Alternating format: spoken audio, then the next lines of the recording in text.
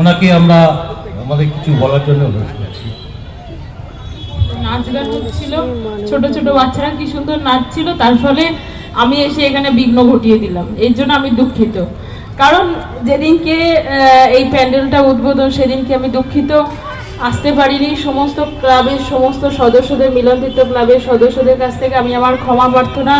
আজকে আমি এখানে এসে উপস্থিত হয়েছি এবং এসে দেখলাম যে কি সুন্দর ছোট ছোট বাচ্চারা নাচছিল। ওদের নাচটা যাতে আবার তাড়াতাড়ি চালু হয়ে যায়, আমি বেশি বক্তব্য রাখবো না।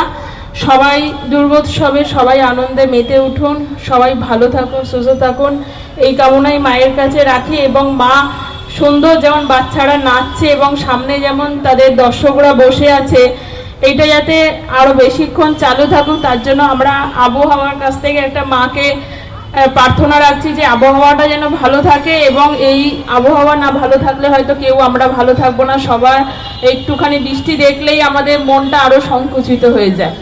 আবহাওয়া ভালো থাকুক, মা সবাইকে মঙ্গল করুক। ছোটদের ভালোবাসা, বড়দের প্রণাম নিয়ে এই দুর্গোৎসব সবার ভালো কাটুক।